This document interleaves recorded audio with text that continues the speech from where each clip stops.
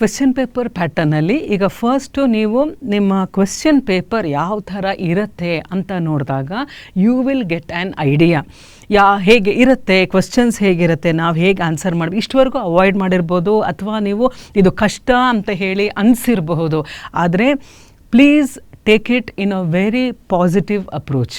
ಇದು ಸಿಂಪಲ್, ನನ್ನ ಕೈಯಲ್ಲಿ ಆಗುತ್ತೆ ಅಂತ ಹೇಳಿ ನಂಬಿಕೆ ಇಟ್ಟು ಮಾಡಿ. You will definitely clear the exam if you attempt compulsory English section. ಆಯಿತಾ? ಈಗ ಕ್ವೆಶ್ಚನ್ಸನ್ನು ನೋಡೋಣ. ಈಗ ನೀವು ಆನ್ಸರ್ ಮಾಡೋಕ್ಕಾಗತ್ತೋ ಇಲ್ವೋ ಇಟ್ ಈಸ್ ಸೆಕೆಂಡರಿ, ಬಟ್ ಇದು ಕ್ವೆಶ್ಚನ್ಸ್ ಹೇಗಿರುತ್ತೆ ಅನ್ನೋದ್ರ ಬಗ್ಗೆ ಒಂದು ಐಡಿಯಾ. ಆಯಿತಾ? ಹಾಗಾಗಿ ಈಗ ನೀವು ಎಲ್ಲ ನಾವು ಟಾಪಿಕ್ಸನ್ನು ನೋಡಿದ್ವಿ. ಆ ಟಾಪಿಕ್ಸ್ ಬೇಸ್ಡ್ ಕ್ವೆಶ್ಚನ್ಸ್ ಇಲ್ಲಿ ಕೊಟ್ಟಿರೋದು. ಇದು ಒಂದು ಕ್ವೆಶ್ಚನ್ ಪೇಪರ್ ಆಧಾರಿತವಾಗಿ ಇರೋವಂಥದ್ದು. ಸೊ ಅದನ್ನೇ ನಿಮಗೆ ಇಲ್ಲಿ ಒಂದು ಎಕ್ಸಸೈಸ್ ಮೂಲಕ ನಾವು ಮಾಡಿಸ್ತಾ ಇರೋದು. ನಾವು ಸೆಲೆಕ್ಟ್ ಇನ್ಸ್ಟ್ರಕ್ಷನ್ ಕೇರ್ಫುಲ್ಲಾಗಿ ಓದಿ, ಬೇಗ ಆತುರವಾಗಿ ಓದ್ಕೊಂಡು ಅಲ್ಲಿ ಮಿಸ್ಟೇಕ್ಸ್ ಮಾಡೋದು ಬೇಡ. Select the most appropriate ಆ್ಯಂಟನಿಮ್ of the underlined word. ಈಗ ಆ್ಯಂಟನಿಮ್ ಅಂತ ಹೇಳಿದಾಗ ಆ್ಯಂಟಿ ಅಂತ ಅಂದರೆ ಏನು? It is opposite. ಆಯಿತಾ? ಆ್ಯಂಟನಿಮ್ ಅಂತ ಹೇಳುವಾಗ ಆಪೋಸಿಟ್ಸ್ ಅಂತ ಅರ್ಥ. ಆ್ಯಂಟಿ ಮೀನ್ಸ್ ಆಪೋಸಿಟ್, ವಿರುದ್ಧ. ಓಕೆ, ನಿಮ್ ಅಂತ ಹೇಳಿದ್ರೆ name. So opposite name, that is the meaning of an antonym. Opposite name. The colossal building stood amidst the ruins bearing signs of Victorian architecture. ಈಗ ನಮಗೆ ಸೆಂಟೆನ್ಸ್ ಪೂರ್ತಿ ಅರ್ಥ ಹಾಕಬೇಕು ಅಂತ ಇಲ್ಲ, ಅಲ್ಲಿ ಹೈಲೈಟ್ ಆಗಿರೋದು ಅಥವಾ ಅಂಡರ್ಲೈನ್ ಆಗಿರೋ ಅಂಥದ್ದು ವರ್ಡನ್ನು ನಾವು ಕಾನ್ಸಂಟ್ರೇಟ್ ಮಾಡೋಣ.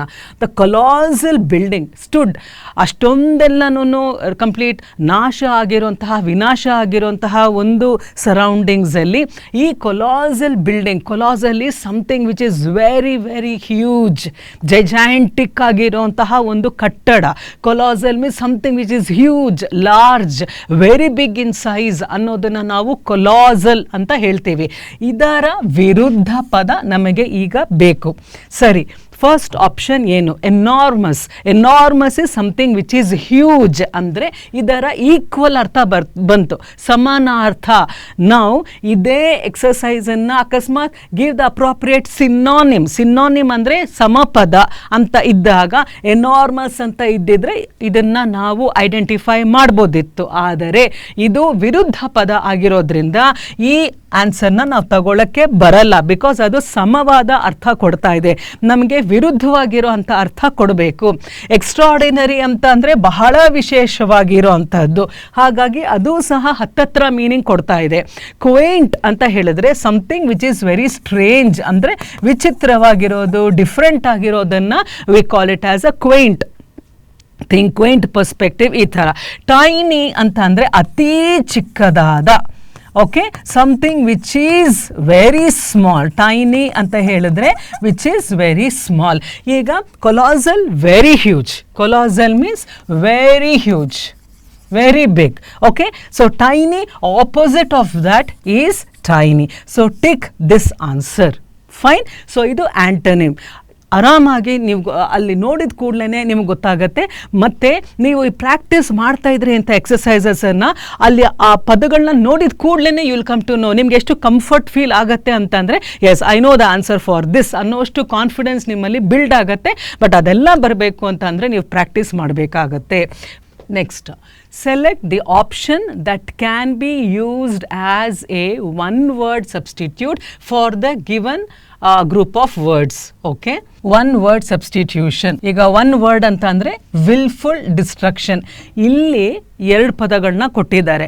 ಇಲ್ಲಿ ಎರಡು ಪದಕ್ಕಿಂತ ಜಾಸ್ತಿ ಒಂದು ಇಡೀ ಸೆಂಟೆನ್ಸ್ ಬೇಕಾದರೂ ಇರ್ಬೋದು. ಅದು ಕಂಪ್ಲೀಟ್ ಗ್ರೂಪ್ ಆಫ್ ವರ್ಡ್ಸ್ ಬದಲಾಗಿ ಒಂದು ಪದನ ನಾವು ಅಲ್ಲಿ ರೀಪ್ಲೇಸ್ ಮಾಡಬೇಕು. ವಿಲ್ಫುಲ್ ಡಿಸ್ಟ್ರಕ್ಷನ್ ಅಂತ ಹೇಳಿದ್ರೆ ಬೇಕು ಅಂತ ಅಂದರೆ ಉದ್ದೇಶಪೂರ್ವಕವಾಗಿ ಒಂದು ವ್ಯಕ್ತಿಯನ್ನು, ಒಂದು ಸಿಚುವೇಶನ್, ಓಕೆ, ಅಥವಾ ಒಂದು ಪರಿಸ್ಥಿತಿಯನ್ನು ನಾವು ಹಾಳು ಮಾಡುವಂಥದ್ದನ್ನು, ಅದಕ್ಕೆ ಒಂದು ಹಾನಿ ಮಾಡುವಂಥದ್ದನ್ನು we call it as wilful destruction. Destruction ಅಂದರೆ ಡ್ಯಾಮೇಜ್ ಮಾಡೋದು. ಬೇಕು ಅಂತ ಹೇಳಿ ನಾವು ಒಂದು ಇಮೇಜ್ನ ಡ್ಯಾಮೇಜ್ ಮಾಡೋವಾಗ it is called as wilful destruction. ಆಯಿತಾ? ಡಿಸಾಸ್ಟರ್. ಸರಿ, ಡಿಸಾಸ್ಟರ್ ಅಂತ ಹೇಳಿದ್ರೆ ಅದು ಒಂದು ವಾಟ್ ಯು ಕಾಲ್ ಒಂದು something which is very tragic. Disaster ಅಂತಂದರೆ ದುರಂತ, ಆಯಿತಾ? That is the meaning. Disaster ಅಂತ ಹೇಳಿದ್ರೆ tragic incident is called as a disaster. Combustion ಅಂತ ಹೇಳಿದ್ರೆ ಬರ್ನಿಂಗ್. ಇವಾಗ ಬೆಂಕಿ ಹತ್ಕೊಂಡು ಉರಿಯೋದನ್ನು we call it as combustion. Okay. Calamity ಅಂತ ಹೇಳಿದ್ರೆ ಯಾವುದೋ ಇವಾಗ ಪರಿಸರದ ಒಂದು ಅಂದರೆ ಪರಿಸರದಿಂದ ಆಗಿರುವಂತಹ ಒಂದು ವಿನಾಶ. ಕೆಲಾಮಿಟಿ ಅಂತ ಅಂದರೆ again it is equal to disaster only. ಅಂದರೆ ಯಾವುದೋ ಒಂದು ಅಪಘಾತ, ಅಂದರೆ ಏನೋ ಒಂದು ಆಘಾತ ಆಗಿರುವಂಥದ್ದು, that is called again as a calamity. ಎಲ್ಲಿ ಒಂದು ಹಾನಿ ಉಂಟಾಗಿರುತ್ತೆ, that is called as a calamity. Sabotage ಅಂತ ಹೇಳಿದ್ರೆ ಇದನ್ನು ನಾವು ವಿಲ್ಫುಲ್ ಡಿಸ್ಟ್ರಕ್ಷನ್. ಇದೆಲ್ಲನೂ ನ್ಯಾಚುರಲ್ ಆಗಿ ಆಗೋವಂಥದ್ದು. ಸಮಥಿಂಗ್ ಅರ್ಥ್ಕ್ವೇಕ್ ಇರ್ಬೋದು, ಅಥವಾ ಲ್ಯಾಂಡ್ಸ್ಲೈಡ್ಸ್ ಇರ್ಬೋದು, ಹೆವಿ ರೈನ್ಸ್ ಇರ್ಬೋದು, ಇದೆಲ್ಲ ಡಿಸಾಸ್ಟರ್, ಕೆಲಾಮಿಟಿ, ಇದೆಲ್ಲ ನ್ಯಾಚುರಲ್ ಆಗಿ ಆಗೋವಂಥದ್ದು. ಆದರೆ ಬೇಕು ಅಂತ ಹೇಳಿ ಮಾಡೋವಂತಹ ಒಂದು ಹಾನಿ ಅಥವಾ ಒಂದು ಯಾವುದಾದ್ರೂ ಒಂದು ಅಂದರೆ ಹಾಳು ಮಾಡೋವಂಥದ್ದನ್ನು ನೋಡಿದಾಗ, ನಾಶ ಮಾಡೋದಕ್ಕೆ ನೋಡಿದಾಗ, ದ್ಯಾಟ್ ಈಸ್ ಕಾಲ್ಡ್ ಆಸ್ ಸ್ಯಾಬೋಟ್ಯಾಜಿಂಗ್. ಆಯಿತಾ? ಅದು ನಾವು ನಮಗೆ ನಾವೇ ಕೆಲವೊಂದು ಸರ್ತಿ ಹಾನಿ ಮಾಡ್ಕೋಬಹುದು, ಅಥವಾ ಇನ್ನೊಬ್ಬರನ್ನು ನಾವು ತೊಂದರೆಗೆ ಈಡು ಮಾಡಬಹುದು. That is called as damaging the other person's reputation, image, ಯಾವುದಾದ್ರೂ ಆದರೂ ಸಹ that is called as sabotage. ಹಾಗಾಗಿ ಇಲ್ಲಿ ವಿಲ್ಫುಲ್ ಡಿಸ್ಟ್ರಕ್ಷನ್ ಬದಲಾಗಿ ನೀವೇನು ಬರೆಯಕ್ಕೆ ಹೋಗಬೇಡಿ, but then you tick the word which is the option ಅಂತ ಹೇಳುವಾಗ you tick that sabotage is the right option. Okay. Then next one, select the most appropriate option to fill in the blank. See, first one topic ಯಾವ್ದು ನೋಡಿದ್ವಿ ನಾವು? We saw ಆಂಟನಿಮ್ದು ಒಂದು concept ನೋಡಿದ್ವಿ. ಸೆಕೆಂಡಲ್ಲಿ ಏನು ನೋಡಿದ್ವಿ? One word ಸಬ್ಸ್ಟಿಟ್ಯೂಷನ್ನ ನೋಡಿದ್ವಿ. ಈಗ ಥರ್ಡ್ ಒನ್ ಏನು? Fill in the blank from the given options. ಆಯಿತಾ? ಈಗ a good leader should be ready to dash criticism. ಒಬ್ಬ ಒಳ್ಳೆ ನಾಯಕ, ಓಕೆ, ಎಂಥದೇ ಒಂದು ಕ್ರಿಟಿಸಿಸಮ್ ಅಂತ ಹೇಳಿದ್ರೇನು, ಬೇರೆಯವರು ದೂಷಣೆ ಅದೆಲ್ಲ ಬಂದಾಗ ಅದನ್ನು ಎದುರಿಸುವಂತಹ ಒಂದು ಮನಸ್ಥೈರ್ಯ ಇರೋನ್ ಮಾತ್ರ ಒಬ್ಬ ನಾಯಕ ಆಗೋಕ್ಕೆ ಸಾಧ್ಯ. So who is a leader ಅಂತ ಹೇಳಿದ್ರೆ ಬರೀ ಹೆಸರು ಗಳಿಸುವಂಥವ್ರು ಮಾತ್ರ ಲೀಡರ್ಸ್ ಅಲ್ಲ. One should be able to stand up and face the criticism. ಅವ್ರು ಬೇರೆ ಕಡೆಯಿಂದ ತೆಗಳಿಕೆಗಳೆಲ್ಲ ಏನೇನು ಬರ್ತಾ ಇದೆ ಅದನ್ನು ಫೇಸ್ ಮಾಡೋನು ನಿಜವಾದ ಲೀಡರ್. ಆಯಿತಾ? So a good leader should be ready to dash criticism. ಈಗ ಆಪ್ಷನ್ಸ್ ಯಾವ್ದ್ಯಾವುದು ಅಂತ ನೋಡಿದಾಗ, ಸೆಟಲ್ ಅಂತ ಹೇಳಿದ್ರೆ something which you can handle ಅಲ್ವಾ, ಅದನ್ನ ಡೀಲ್ ಮಾಡ್ಬೋದು. That is called as settling. ಸೊ ಸೆಟಲ್ ಅನ್ನೋದು ಬರಲ್ಲ.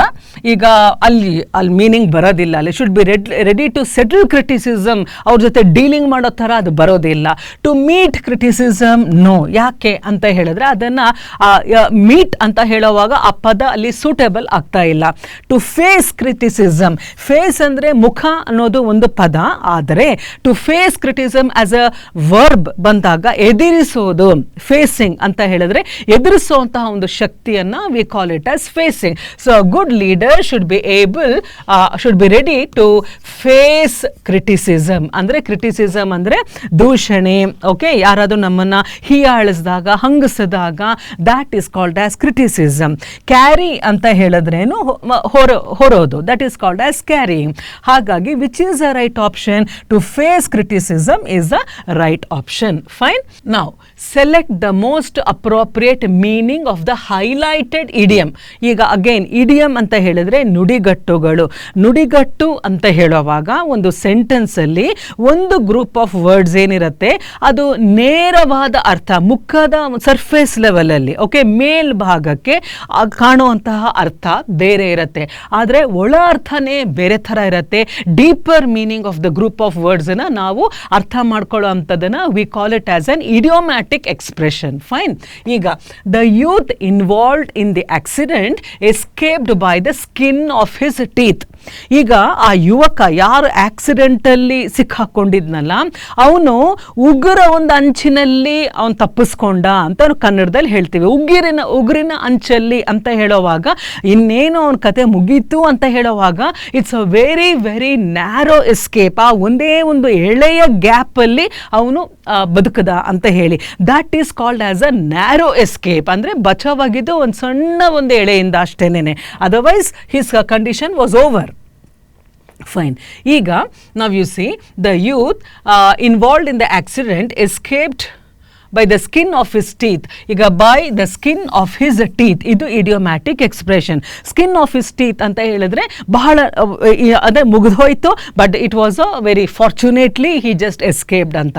ಬೇರ್ಲಿ ಮ್ಯಾನೇಜ್ ಟು ಎಸ್ಕೇಪ್ ಎಂದ್ರು ದೈವವಶಾತ್ ಅವನು ಮ್ಯಾನೇಜ್ ಟು ಎಸ್ಕೇಪ್, ಅಲ್ಲಿ ಸಾಧ್ಯ ಇರಲಿಲ್ಲ, ಅಟ್ ಎನಿ ಕಾಸ್ಟ್ ಅವನು ಬದುಕುಳಿಯೋದಕ್ಕೆ ಸಾಧ್ಯ ಆಗ್ತಿರ್ಲಿಲ್ಲ, ಆದರೆ ಅದೇನೋ ಲಕ್ ಅನ್ನೋದರಿಂದ ಅವನು ಬದುಕುಳಿದ ಅಂತ ಹೇಳಿ. ನೆಕ್ಸ್ಟ್ ಒನ್ ವೆರಿ ಆರೋಗೆಂಟ್, ಬಹಳ ದುರಹಂಕಾರದಿಂದ ಇರುವಂಥದ್ದನ್ನು ಆರೋಗೆಂಟ್ ಅಂತ ಹೇಳ್ತೀವಿ. ಆಲ್ವೇಸ್ ಟೇಕಿಂಗ್ ಕ್ಯಾಲ್ಕುಲೇಟೆಡ್ ಡಿಸಿಷನ್ಸ್, ಪ್ರತಿಯೊಂದು ನಿರ್ಧಾರವನ್ನು ಬಹಳಷ್ಟು ಬೆನಿಫಿಟ್ಸನ್ನು ಆಲೋಚನೆ ಮಾಡಿ ತಗೊಳ್ಳೋ ಅಂಥದ್ದು. ಡೆಫಿಷಿಯನ್ಸಿ ಆಫ್ ಫಂಡ್, ಹಣದ ಒಂದು ಕೊರತೆ ಅಂತ ಹೇಳಿ. ಸೊ ಹಾಗಾಗಿ ಇಲ್ಲಿ ಯಾವುದು ಸೂಟೇಬಲ್ ಆಗಿರುತ್ತೆ? Barely manage to escape. C the youth involved in the accident escaped by the skin of his teeth ಅಂತ ಹೇಳುವಾಗ ಹಿ ಮ್ಯಾನೇಜ್ ಟು ಎಸ್ಕೇಪ್, ಹೇಗೋ ಒಂದು ಪಾರಾದ ಅಂತ ಅರ್ಥ ಬರುತ್ತೆ. Okay, select the correct homonym from the given options to fill in the blank. Homo ಅಂತ ಅಂದರೆ ಏನು? ಸೇಮ್ ಅಂತ ಅಂದರೆ ಹೋಮೋ ಮೀನ್ಸ್ ಒಂದೇ ಥರ ಇರೋವಂಥದ್ದು. ಓಕೆ, ನಿಮ್ ಅಂತ ಹೇಳಿದ್ರೆ ನೇಮ್. ಸರಿ, ಈಗ ಫಾರ್ ಎಕ್ಸಾಂಪಲ್ ಇಲ್ರು ನೋಡಿ, ಹೋಮೋನಿಮ್ ಅಂತ ಹೇಳಿದ್ರೆ ಪ್ರೊನೌನ್ಸಿಯೇಷನ್ ಬಂದು ಒಂದೇ ಥರ ಇರುತ್ತೆ. ಹೋಮೋನಿಮ್ನ ಅರ್ಥ ಹೇಳ್ತೀನಿ ನಾನು. ಪ್ರೊನೌನ್ಸಿಯೇಷನ್ ಸೌಂಡ್, ಓಕೆ, ನಾವು ಉಚ್ಚಾರಣೆ ಮಾಡುವಂತಹ ರೀತಿ ಒಂದೇ ಥರ ಇರುತ್ತೆ, ಆದರೆ ಸ್ಪೆಲ್ಲಿಂಗ್ ಬೇರೆ ಥರ ಇರುತ್ತೆ, ಅದರ ಅರ್ಥ ಬೇರೆ ಇರುತ್ತೆ. That is the difference. Homonym ಅಂತ ಅಂದರೆ ಸೇಮ್ ನೇಮ್ ಅಷ್ಟೇ, ಆದರೆ ಅದರ ಸ್ಪೆಲ್ಲಿಂಗ್ ಬೇರೆ ಇರುತ್ತೆ, different spelling, different meaning. That is called as homonym. Okay, ನಾವು homonym, select the correct homonym. ಇಲ್ಲಿ ಒಂದು ಸೆಂಟೆನ್ಸ್ ಕೊಟ್ಟಿದ್ದಾರೆ, ಇಲ್ಲಿ ಇಷ್ಟು ಪದಗಳಿದೆ. ಈ ಪದಗಳಲ್ಲಿ which one is suitable to complete this sentence ಅನ್ನು ನಾವು ನೋಡಬೇಕು. Which dash does the minister take to reach the assembly? ಯಾವ ಡ್ಯಾಶ್ ಮಿನಿಸ್ಟರು ಯಾವ ಡ್ಯಾಶ್ ತಗೊಳ್ತಾರೆ ಅಸೆಂಬ್ಲಿ ಪಾಯಿಂಟನ್ನು ರೀಚ್ ಆಗೋದಕ್ಕೆ? ಅಂದರೆ ಏನು? ಇಲ್ಲಿ which dash does the minister take to reach the assembly ಅಂದರೆ ಅಲ್ಲಿ ಹೋಗೋದಕ್ಕೆ ಅವರು ಡ್ಯಾಶ್ ಯಾವುದು ತಗೊಳ್ಬೇಕು ಅಂತ ಹೇಳಿ. ಇಲ್ಲಿ ರೂಟ್, ನಮಗೆ ಯಾವ ರೂಟ್ ತಗೊಳ್ತಾರೆ ಅವ್ರು ಅಸೆಂಬ್ಲಿ ರೀಚ್ ಆಗೋಕ್ಕೆ, ದಟ್ ಈಸ್ ದ ಮೀನಿಂಗ್. ಈಗ ರೂಟ್, ಈ ರೂಟ್ ಏನರ್ಥ ಅಂತ ಅಂದರೆ ಈ ರೂಟಿನ ಅರ್ಥ ಬೇರು. ಬೇರು ಒಂದು ಗಿಡ ಅಥವಾ ಮರ, ಅದರ ಅಡಿಯಲ್ಲಿ ಇರುವಂಥದ್ದನ್ನು we call it as a root ಅಥವಾ ಬೇರು ಅಂತ ಹೇಳ್ತೀವಿ. ರಾಟ್ ಅಂತ ಅಂದರೆ ಏನು? ಕೊಳೆಯೋದು. ದಟ್ ಮೀನ್ಸ್ ಅಂದ್ರೆ ಏನು? ಅದು ಏನು ಹಳೇದು ಆಗಿ ಒಂಥರ ವಾಸನೆ ಬರೋ ಥರ ಇರುವಂಥದ್ದನ್ನು we call something which has rotten ಅಂತ ಅಂದರೆ ತರಕಾರಿ ಎಲ್ಲ ಒಂದು ಬುಟ್ಟಿಯಲ್ಲಿಟ್ಟು ಬಹಳ ದಿನ ಆದಮೇಲೆ ಏನು ಅದು ರಾಟ್ ಆಗಿರುತ್ತೆ, ಅಂದರೆ ಕೆಟ್ಟು ಹೋಗಿರುತ್ತೆ, ಹಾಳಾಗಿರುತ್ತೆ, ಕೊಳೆತು ಹೋಗಿರುತ್ತೆ. That is called as to rot. ಇನ್ನು ರೂಟ್ ಅಂತ ಹೇಳುವಾಗ ಮಾರ್ಗ, ದಾರಿ. ಓಕೆ, ಸೊ ರೂಟ್ ಮೀನ್ಸ್ ಮಾರ್ಗ. ರಾಯಟ್ ಅಂತ ಹೇಳಿದ್ರೆ ಯಾವುದೋ ಒಂದು ಕದನ ಅಥವಾ ಜಗಳ ಅಥವಾ ವಿರೋಧ ಅಥವಾ ಒಂದು ದಂಗೆ, ಇದನ್ನು ನಾವು ರಾಯಟ್ ಅಂತ ಹೇಳ್ತೀವಿ.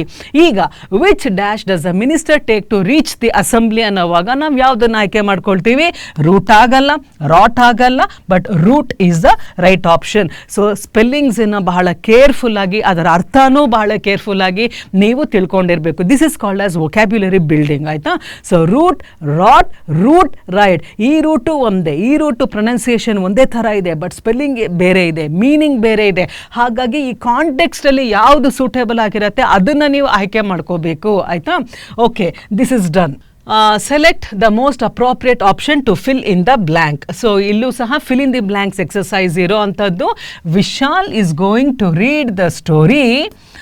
ನಾವು ಯು ಸಿ, ವಿಶಾಲ್ ಬಂದು ಆ ಸ್ಟೋರಿನ ಜೋರಾಗಿ ಓದ್ತಾನೆ. Is going to read the story loud. Okay, ಹಾಗಾಗಿ ಇಲ್ಲಿ ಏನು ಹಾಕಬೇಕು ಅಂದರೆ ಜೋರಾಗಿ ಓದುವಂಥದ್ದನ್ನು. ಲೋಡ್, ಲೋಡ್ ಅಂತ ಅಂದರೆ ಏನು? ಸಮಥಿಂಗ್ ವಿಚ್ ಈಸ್ ಲೈಕ್ ಒಂದು ಹೆವಿ ಆಗಿರುವಂಥ ಒಂದು ಸಬ್ಸ್ಟೆನ್ಸನ್ನು we call it as a load. ಹೌದಾ? ಓಕೆ, ಸಮಥಿಂಗ್ ತೂಕದಲ್ಲಿ ಹೆವಿ ಆಗಿರುವಂಥದ್ದನ್ನು. ಅಲೌವ್ ಅಂತ ಅಂದರೆ ಟು ಪರ್ಮಿಟ್. ಆಯಿತಾ? So this is something which is heavy. Load ಅಂತ ಅಂದರೆ ಹೆವಿ ಸಬ್ಸ್ಟೆನ್ಸ್ ಆ ಥರ. ದೆನ್ ಅಲೌವ್ ಅಂತ ಅಂದರೆ ಟು ಪರ್ಮಿಟ್. ಅಲೌಡ್ ಅಂತ ಹೇಳಿದ್ರೆ ಜೋರಾಗಿ, something which is loud. Aloud ಅಂದರೆ past tense of allow, again permitted ಅಂತ ಅರ್ಥ ಇಲ್ಲಿ. PERMITTED. ಈಗ Vishal is going to read the story load, ತಪ್ಪು. Allow, no. ಅಲೌಡ್, ಜೋರಾಗಿ, ಅವನಿವಾಗ ಕಥೆಯನ್ನ ಜೋರಾಗಿ ಓದ್ತಾನೆ. ALOUD, ಅಲೌಡ್ ಅಂತ ಅಂದರೆ ಜೋರಾಗಿ. Loud means something which is intense in sound. Okay, aloud ಬರೋದಿಲ್ಲ. Okay, so this is a right option. Fine. This question now. The following sentence has been split into 4 segments. ಈಗ ಒಂದು ವಾಕ್ಯ ಇದೆ, ಅದರಲ್ಲಿ ಅದನ್ನು 4 ಭಾಗ ಮಾಡಿರ್ತಾರೆ. ಸೆಗ್ಮೆಂಟ್ ಅಂತ ಅಂದರೆ ಪಾರ್ಟ್ಸ್ ಅಂತ ಹೇಳಿ. ಓಕೆ, ಈಗ ಇದರನ್ನು ಏನು ಮಾಡಬೇಕು ಅಂತಂದರೆ identify the segment that contains a grammatical error. ಯಾವುದೋ ಒಂದು ಭಾಗದಲ್ಲಿ ಒಂದು ತಪ್ಪಿದೆ, ಆ ಭಾಗದಲ್ಲಿ ಒಂದು ಟೆನ್ಸ್ ಇರ್ಬೋದು ಅಥವಾ ಸ್ಪೆಲ್ಲಿಂಗ್ ಮಿಸ್ಟೇಕ್ ಇರ್ಬೋದು, ಏನೋ ಒಂದು ಎರರ್ ಇದೆ, ಆ ಭಾಗವನ್ನು ನಾವು ಐಡೆಂಟಿಫೈ ಮಾಡಬೇಕು. ಸೊ ದಿಸ್ ಎಕ್ಸಸೈಸ್ ಅಥವಾ ಕಾನ್ಸೆಪ್ಟ್ ಅಥವಾ ಟಾಪಿಕ್ ಅಂತಂದರೆ it is based on error detection. ಆಯಿತಾ? ಓಕೆ, ಈಗ my father give up smoking when I was 12 years old. ಅಂದರೆ ನಮ್ಮ ತಂದೆ ಸ್ಮೋಕಿಂಗನ್ನು ಗಿವ್ ಅಪ್, ತ್ಯಜಿಸು, ನಮ್ಮ ತಂದೆ ತ್ಯಜಿಸು, ನಾನು 12 ವರ್ಷ ಸ್ಮೋಕಿಂಗನ್ನು ತ್ಯಜಿಸು, ನಾನು 12 ವರ್ಷ ಇದ್ದಾಗ. ಏನಾದರೂ ಅರ್ಥ ಬರುತ್ತಾ? ನನ್ನ ತಂದೆ ಸ್ಮೋಕಿಂಗನ್ನು ತ್ಯಜಿಸು, ನಾನು 12 ವರ್ಷ ಇದ್ದಾಗ. ಅರ್ಥ ಬರಲ್ಲ. ಯಾಕೆ ಅಂದರೆ the tense is very different there, ಅಲ್ಲಿ ಮ್ಯಾಚ್ ಆಗ್ತಾ ಇಲ್ಲ. ಒಂದು ಸೆಂಟೆನ್ಸಲ್ಲಿ ಒಂದಾ ಪಾಸ್ಟ್ ಟೆನ್ಸ್ ಇರಬೇಕು ಅಥವಾ ಕಂಪ್ಲೀಟ್ ಪ್ರೆಸೆಂಟ್ ಟೆನ್ಸ್ ಇರಬೇಕು, ಆ ರೀತಿ ಒಂದು ಅರೇಂಜ್ಮೆಂಟ್ ಇರಬೇಕು, ಅರ್ಥ ಬರಬೇಕು. ಅಂದರೆ my father give up smoking when I was 12 years old. ಹೇಗಿರಬೇಕಿತ್ತು ಅಂತಂದರೆ, ನಾನು 12 ವರ್ಷ ಇದ್ದಾಗ ನನ್ನ ತಂದೆ ಸ್ಮೋಕಿಂಗನ್ನು ಬಿಟ್ಟರು ಅಥವಾ ಅದನ್ನು ತ್ಯಜಿಸಿದರು ಅಲ್ವಾ? ತ್ಯಜಿಸು ಅಲ್ಲ, ತ್ಯಜಿಸಿದರು ಅಂತ ಬರಬೇಕು. So my father give up smoking when I was. ಇಲ್ಲಿ ನೋಡಿ, ಇಲ್ಲಿ ವಾಸ್ ಅಂತ ಹೇಳೋದು ಪಾಸ್ಟ್ ಟೆನ್ಸಲ್ಲಿ ಇದೆ ಅಲ್ವಾ? ಹಾಗಾಗಿ my father give up smoking when I was 12. Was is in past tense. Okay, ನಾನು 12ನೇ ವಯಸ್ಸು ಇದ್ದಾಗ past tense. Therefore my father ಇದು ಸಹ ಪಾಸ್ಟಲ್ಲಿ ಬರಬೇಕು. ಗಿವ್ವಿನ ಪಾಸ್ಟ್ ಏನು ಅಂದರೆ gave. Okay, so my father gave up smoking when I was 12 years old. ಈಗ ಈ 4 ಭಾಗಗಳು ಎಲ್ಲಿ ಬರ್ತಿದೆ? ಇದೊಂದು ಭಾಗ, ಇದೊಂದು ಭಾಗ, ಇದೊಂದು ಭಾಗ. 4 ಸೆಗ್ಮೆಂಟ್ಸ್ ಅಂದರೆ 4 parts in that sentence. Error ಎಲ್ಲಿ ಬಂದಿದೆ? ಇಲ್ಲಿ ಕೊಟ್ಟಿದ್ದಾರೆ ಅವರು, ಮೈ ಫಾದರ್ ಗಿವ್ ಅಪ್. ನಾವು ನೋಡಿದ್ವಿ ಈ ಭಾಗದಲ್ಲಿ ನಾವು ತಪ್ಪನ್ನು ಕಂಡುಹಿಡಿದಿದ್ವಿ. ಹಾಗಾಗಿ this is the option that you have to tick. Smoking when ಅದು ಪರ್ಫೆಕ್ಟ್ ಇದೆ, ಚೆನ್ನಾಗಿ ಕರೆಕ್ಟ್ ಇದೆ, ಆದರೆ ನಮಗೆ ಅದು ಬೇಡ. ಐ ವಾಸ್ 12 ಅದು ಸೆಂಟೆನ್ಸ್ ಕರೆಕ್ಟ್ ಇದೆ, ಬೇಡ. ಆದರೆ ತಪ್ಪಾಗಿರೋದು ನಮಗೆ ಇದನ್ನು ಐಡೆಂಟಿಫೈ ಮಾಡಬೇಕು. Therefore number 1 is the answer. Then the next exercise ಏನು ನೋಡೋಣ. ಈಗ select the incorrectly spelled word. ಈಗ ಇನ್ಕರೆಕ್ಟ್ಲಿ ಅಂದರೆ ತಪ್ಪಾಗಿ ಸ್ಪೆಲ್ಲಿಂಗ್ ಇರೋ ಅಂತಹ ವರ್ಡನ್ನು ನೀವು ಚೂಸ್ ಮಾಡಬೇಕು. ಇನ್ಕರೆಕ್ಟ್ಲಿ ಸ್ಪೆಲ್ಡ್ ವರ್ಡ್ ಅಂದರೆ this is an exercise on spellings. See ಎಷ್ಟು ಎಕ್ಸಸೈಸಸ್ ಇದೆ, ಇದೆಲ್ಲನೂ ಸಹ ಎಕ್ಸಾಮ್ಸ್ ಪ್ಲಸ್ ನಿಮ್ಮ ಇಂಗ್ಲೀಷನ್ನು ಸ್ಕಿಲ್ಸನ್ನು ಇಂಪ್ರೂವ್ ಮಾಡ್ಕೊಳ್ಳೋಕ್ಕೆ ಇದೆಲ್ಲ ಬಹಳ ಬಹಳ ಮುಖ್ಯ. Select the incorrectly spelled word. Descendant. ಈಗ ಡಿಸೆಂಡೆಂಟ್ ಅಂತ ಹೇಳಿದಾಗ ಒಬ್ಬರ ನೆಕ್ಸ್ಟ್ ಸಕ್ಸೆಸರ್ ಒಬ್ಬರಾದರೂ ಅವರ ನೆಕ್ಸ್ಟ್ ವಾರಸುದಾರರು ಯಾರು, ಅಧಿಪತಿ ನೆಕ್ಸ್ಟ್ ಅಂತ ಹೇಳುವಾಗ ಡಿಸೆಂಡಿಂಗ್ ಅಂತ ಅಂದರೆ ಕಮಿಂಗ್ ಡೌನ್ ಅಲ್ವಾ? ಅಸೆಂಡಿಂಗ್ ಅಂದರೆ going up, descending coming down. So ಒಬ್ಬರು ಹೈಯರ್ ಅಥಾರಿಟಿ ಇದ್ದ ಮೇಲೆ ಅವರ ನೆಕ್ಸ್ಟ್ ಅವರ ಆದಮೇಲೆ ಯಾರು ಅನ್ನೋರನ್ನ ನಾವು ಡಿಸೆಂಡೆಂಟ್ ಅಂತ ಹೇಳ್ತೀವಿ. ಇಲ್ಲಿ ಸ್ಪೆಲ್ಲಿಂಗಲ್ಲಿ ದಟ್ ಈಸ್ ಅ ಮೀನಿಂಗ್, ಅದು ಸ್ಪೆಲ್ಲಿಂಗ್ ಕರೆಕ್ಟ್ ಇದೆ ಆದರೆ ನಮಗದು ಬೇಡ. ಡಿಸೀಸ್ಡ್ ಅಂದರೆ ಮೃತಪಟ್ಟವರು. ಓಕೆ, ಡಿಸೀಸ್ ಸಿ ನೀವು ಕನ್ಫ್ಯೂಸ್ ಆಗಬಾರ್ದು. DISEAC ಹೋಮೋನಿಮ್, ಒಂದೇ ಅಂದರೆ ನೇಮ್ ಬರೋವಂಥದ್ದು, ಪ್ರೊನೌನ್ಸಿಯೇಷನ್ ಒಂದೇ ಥರ ಇರೋವಂಥದ್ದು, ಸ್ಪೆಲ್ಲಿಂಗ್ ಮತ್ತು ಮೀನಿಂಗ್ ಬೇರೆ ಥರ ಇರೋದು. ಡಿಸೀಸ್ ಅಂದರೆ ರೋಗ. DISEASE ಅಂದರೆ ರೋಗ. DECEASED ಅಂತಂದರೆ ಯಾರ ಒಂದು ಜೀವ ನಿಂತು ಹೋಗಿದೆ, ಸೀಸ್ ಅಂದರೆ ನಿಂತು ಹೋಗಿರೋವಂಥದ್ದು. ಸೊ ಮೃತಪಟ್ಟವರನ್ನು ನಾವು ಡಿಸೀಸ್ಡ್ ಅಂತ ಹೇಳ್ತೀವಿ. ಅರ್ಥ ತಿಳ್ಕೊಳ್ಳಿ, ಸಿನಾನಿಮಿಗೆ ಬರುತ್ತೆ, ಇದೆಲ್ಲ ಹೀಗೆ ಬರುತ್ತಲ್ಲ, ಇದನ್ನು ಯಾವ ಥರ ಬೇಕಾದರೂ ಅವರು ಕೇಳ್ತಾರೆ. ಆ್ಯಂಟನಿಮ್, synonym, fill in the blank ಹೇಗೆ ಬೇಕಾದರೂ ಕೇಳ್ತಾರೆ. ಡಿಸೀಸ್ಡ್ ಅಂದರೆ ಮೃತಪಟ್ಟವರು. ಸೊ ಇದು ನಮಗೆ ಆಯ್ಕೆ ಬರೋದಿಲ್ಲ. ಡೆಸಿಮೇಟ್ ಅಂತ ಅಂದ್ರೇನು, ಸಂಪೂರ್ಣ ನಲಿಫೈ ಮಾಡೋದು, ಇಲ್ಲ ಅಂತ ಅನಿಸೋದು. That is called as decimating. ಅದು ಆಗಲ್ಲ. ಸ್ಪೆಲ್ಲಿಂಗ್ ಕರೆಕ್ಟ್ ಇದೆ, descendant, deceased, decimate, spelling correct ಇದೆ. ಓಕೆ, ಇಲ್ಲಿ ನೋಡಿ, ಡಿಸಿಡೆಂಟ್ ಅನ್ನೋದು ಇದು ಏನು ಅರ್ಥ ನಮಗೆ ಗೊತ್ತಿಲ್ಲ, ಈ ಥರ ಒಂದು ಪದ ಇಲ್ಲ. ಇದರ್ ಅದು ಒಂದು ಡಿಕೇಡೆಂಟ್, DECADENT ಇರಬೇಕು, ಅಥವಾ DISSENT ಇರಬೇಕಿತ್ತು, ಏನಾದರೂ ಇರ್ಬೋದಿತ್ತು, ಬೇರೆ ಪದ ಇರಬಹುದಿತ್ತು. ಆದರೆ ಈ ಥರ ಒಂದು ಪದ ಇಲ್ಲ ವೊಕ್ಯಾಬ್ಯುಲರಿ ಅಥವಾ ಡಿಕ್ಷನರಿಯಲ್ಲಿ. ಹಾಗಾಗಿ the wrongly spelt word is this one. ಅಂದರೆ ಕರೆಕ್ಟಾಗಿ ಸ್ಪೆಲ್ಲಿಂಗ್ ಇಲ್ಲದೆ ಇರುವಂಥದ್ದು ಪದ ಬಂದು ಡಿಸಿಡೆಂಟ್. ಇದರ ಅರ್ಥನೂ ಇಲ್ಲ, ಇದರ ಒಂದು ಮೆನ್ಷನ್ ಇನ್ ದ ಡಿಕ್ಷನರಿ ಇಲ್ಲ. ಈಗ ನೆಕ್ಸ್ಟ್ ಕಾನ್ಸೆಪ್ಟ್ ಯಾವುದು? ಇಲ್ಲಿ ನೋಡಿ, ಬೇರೆ ಬೇರೆ ಕಾನ್ಸೆಪ್ಟ್ಸ್, ಒಂದೊಂದು ಕ್ವೆಶ್ಚನ್ನು ಸಹ ಬೇರೆ ಬೇರೆ ಕಾನ್ಸೆಪ್ಟ್ಸನ್ನು ನಾವು ಹ್ಯಾಂಡಲ್ ಮಾಡ್ತಾ ಇರೋವಂಥದ್ದು. ಸೊ ದಟ್ ಒಂದು ನಿಮಗೆ ಒಂದು ಪಕ್ಷಿ ನೋಟ ಸಿಗುತ್ತೆ, ಯಾವ ಥರ ಟಾಪಿಕ್ಸ್ ಇರುತ್ತೆ, ಯಾವ ಥರ ಒಂದು ಎಕ್ಸಸೈಸಸ್ ಬರುತ್ತೆ, ಹೇಗಿರುತ್ತೆ ಅನ್ನೋದು ಒಂದು ಐಡಿಯಾ ಕೊಡ್ತಾ ಇರೋದು. ಆಮೇಲೆ ಡೀಟೇಲ್ಡ್ ಆಗಿ ನಾವು ಕ್ಲಾಸಸ್ಗೆ ಹೋಗೋಣ. ನಾವು sentences of a paragraph are given below in jumbled order. Arrange the sentences in the correct order to form a meaningful and coherent paragraph. ಇಲ್ಲಿ ಒಂದು ವಿಷಯದ ಬಗ್ಗೆ, ಮುಖ್ಯವಾದ ವಿಷಯದ ಬಗ್ಗೆ ಸೆಂಟೆನ್ಸಸ್ಸನ್ನು ಕೊಟ್ಟಿದ್ದಾರೆ, ವಾಕ್ಯಗಳನ್ನು ಕೊಟ್ಟಿದ್ದಾರೆ. ಆದರೆ ಆ ವಾಕ್ಯ ಬಂದು ಏರ್ಪೇರಾಗಿದೆ. ಜಂಬಲ್ಡ್ ಅಂತ ಅಂದ್ರೆ ಏನು, ಮಿಕ್ಸ್ ಮ್ಯಾಚ್ ಆಗಿರುವಂಥದ್ದು. ಒಂದು ಸೆಂಟೆನ್ಸ್ ಆದಮೇಲೆ ಕರೆಕ್ಟಾಗಿ ಸ್ಟಾರ್ಟಿಂಗಿಂದ ಆದಮೇಲೆ ನೆಕ್ಸ್ಟ್ ಅದೇ ಅರ್ಥನ ತಗೊಂಡು ಕಂಟಿನ್ಯೂಸ್ ಆಗಿ ಅದು ಬಂದಿಲ್ಲ, ಆ ಐಡಿಯಾ ಕಂಟಿನ್ಯೂಟಿ ಇಲ್ಲ ಅಲ್ಲಿ. ಆದರೆ ಆ ಐಡಿಯಾಸ್ ಎಲ್ಲ ಬೇರೆ ಬೇರೆ ಥರ ಅದು ಅರೇಂಜ್ ಆಗಿದೆ. ಸೊ ಆ ಥರ ಒಂದು ಏರ್ಪೇರ್ ಆಗಿರುವಂಥ ಅರೇಂಜ್ಮೆಂಟನ್ನು ನಾವು ಕರೆಕ್ಟ್ ಆರ್ಡರಲ್ಲಿ ನಾವು ಬರೀಬೇಕು. ಹಾಗಾಗಿ to form a meaningful, coherent, ಅರ್ಥಪೂರಿತವಾಗಿ ಇರುವಂಥ ಪ್ಯಾರಾಗ್ರಾಫ್ ಬರೋ ಥರ ನಾವು ಮತ್ತೆ ಇದನ್ನು ರಿಆರ್ಗನೈಸ್ ಮಾಡಬೇಕು. ಹೇಗೆ ನೋಡೋಣ. ಫಸ್ಟು ಈ ಟಾಪಿಕ್ ಯಾವುದ್ರ ಬಗ್ಗೆ ಓದಿ ನೀವು. Many fitness trainers encourage their clients to include these foods in their diet to build muscle. ಈಗ ಹಾಗಾದರೆ ನಾವು ಫಿಟ್ನೆಸ್, ನ್ಯೂಟ್ರಿಷನ್ ಇದ್ರ ಬಗ್ಗೆ ನಾವು ಮಾತಾಡ್ತೀವಿ. ಎಲ್ಲೋ ಒಂದು ಕೆಲವು ಪದಗಳೆಲ್ಲ ಆ ಥರ ಬರ್ತಾ ಇದೆ. ಎಷ್ಟೋ ಜನ ಫಿಟ್ನೆಸ್ ಟ್ರೈನರ್ಸು ಅವರ ಒಂದು ಕಸ್ಟಮರ್ಸ್ ಅಥವಾ ಕ್ಲಯಂಟ್ಸನ್ನು ಇಂಥ ಆಹಾರವನ್ನು ಸೇವಿಸೋದಕ್ಕೆ ಎನ್ಕರೇಜ್ ಮಾಡ್ತಾರೆ. ಇಂಥ ಆಹಾರ ಅಂತಂದ್ರೇನು, ಇದು ದಿಢೀರ್ ಅಂತ ಮಧ್ಯದಲ್ಲಿ ಬಂದಿದೆ ಸೆಂಟೆನ್ಸು. ಯಾವ ಆಹಾರದ ಬಗ್ಗೆ ನಾವು ಮಾತಾಡ್ತಾ ಇದ್ದೀವಿ? ಸೊ ಇಂಟ್ರೊಡಕ್ಟರಿ ಸೆಂಟೆನ್ಸ್ ಬೇಕಲ್ಲ ನಮಗೆ. Let us see. Power foods can be included in your everyday diet in a variety of ways. ಅಂದ್ರೇನು ಪವರ್ ಫುಡ್ಸ್ ಅಂತಂದರೆ ಪ್ರೋಟೀನ್, ಕ್ಯಾಲ್ಶಿಯಂ ಇಂಥದ್ದೆಲ್ಲನೂ ಸಹ ಪವರ್ ಪ್ಯಾಕ್ಡ್ ಇರುವಂತಹ ಫುಡ್ಡನ್ನು ನಾವು ಬೇರೆ ಬೇರೆ ರೀತಿಯಲ್ಲಿ ನಮ್ಮ ಒಂದು ಆಹಾರದ ಪದ್ಧತಿಯಲ್ಲಿ ಸೇರಿಸ್ಕೊಳ್ಬಹುದು, ಡಯೆಟಲ್ಲಿ ಸೇರಿಸ್ಕೊಳ್ಬಹುದು. ಸೊ ಇದು ಫಸ್ಟ್ ಸೆಂಟೆನ್ಸ್ ಆಗಕ್ಕೆ ಸಾಧ್ಯ ಇಲ್ಲ.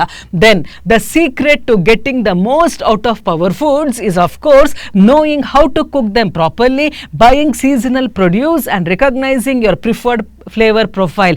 ಈಗ ನಾವು ನಮ್ಮ ಡಯಟ್ ಆ್ಯಂಡ್ ನ್ಯೂಟ್ರಿಷನ್ ಚೆನ್ನಾಗಿ ನೋಡ್ಕೊಳ್ಬೇಕು ಅಂತಂದರೆ ಬೇರೆ ಬೇರೆ ಮಾರ್ಗಗಳಿದೆ. ಅದರಲ್ಲಿ ಅಂತಂದರೆ ಒಳ್ಳೆ ಪದಾರ್ಥನ ಆಯ್ಕೆ ಮಾಡೋದು, ಕರೆಕ್ಟಾಗಿ ಅದನ್ನು ಕುಕ್ ಮಾಡೋ ಅಂಥದ್ದು, ಯಾವ ಫ್ಲೇವರ್ ಬೇಕೋ ಅದನ್ನು ನಾವು ತಗೊಳ್ಳೋ ಅಂಥದ್ದು, ಇದು ಬೇರೆ ಬೇರೆ methods of maintaining our nutritional diet. Then ಇದು ಸಹ ಫಸ್ಟ್ ಸೆಂಟೆನ್ಸ್ ಆಗಲ್ಲ. ಯಾಕೆಂದರೆ ಯಾವುದೇ ಒಂದು ಪ್ಯಾರಾಗ್ರಾಫ್ ಮಾಡೋವಾಗ ನಮಗೆ ಟಾಪಿಕ್ ಸೆಂಟೆನ್ಸ್ ಬೇಕು. ಯಾವುದ್ರ ಬಗ್ಗೆ ಮಾತಾಡ್ತಾ ಇದ್ದೀವಿ? So identify the topic sentence. ವಿಷಯ ಯಾವುದ್ರ ಬಗ್ಗೆ ಮಾತಾಡ್ತಾ ಇದ್ದೀವಿ ಆ ಸೆಂಟೆನ್ಸ್ ಫಸ್ಟ್ ಇರಬೇಕು, ಎಲ್ಲೋ ಇರೋದಲ್ಲ ಅದು. So first identify the topic sentence. Power foods are high in nutrients such as fiber, potassium and minerals. ಈಗ ನಾವು ಮಾತಾಡ್ತಾ ಇರೋದು ಮೇಯ್ನ್ ಆಗಿ ಪವರ್ ಫುಡ್ಸ್. ಯಾಕೆ ಪವರ್ ಫುಡ್ಸ್ ಬಹಳ ಇಂಪಾರ್ಟೆಂಟ್? ಯಾಕೆ ಅಂತಂದರೆ they are high in nutrients such as fibre, ನಾರಿನಾಂಶ, potassium and minerals. So topic sentence ಬಂದು power foods, okay, which is in the last. Okay, now this is A. Okay, ನಾವು next sentence ಈ ಥರ continuous ಆಗಿ ಬರುವಂಥ ಒಂದು idea miss ಆಗಬಾರ್ದು. Continuous ಆಗಿ ಆ ಐಡಿಯಾ ಡೆವಲಪ್ ಆಗ್ತಾ ಇರಬೇಕು. Power foods are high in nutrients such as fibre etcetera. Next one ಏನು? ಓಕೆ, ಸೊ ಸೆಕೆಂಡ್ ಸೆಂಟೆನ್ಸ್ ಏನು ಬರಬಹುದು? The secret to getting okay many fitness trainers encourage their clients to include these foods. Yes, so power foods ಬಗ್ಗೆ ಮಾತಾಡ್ತಾ ಇದ್ದೀವಿ. ಇದನ್ನು include ಮಾಡಬೇಕು in their diet to build muscle. Fine. Okay, then power foods can be included. ಹೇಗೆ ಅಂತ ಹೇಳಿದ್ರೆ they can be included in your everyday diet in a variety of ways. Okay, the secret to getting the most out of is S. So power foods can be included in your everyday diet in your everyday life in variety of ways. Fine.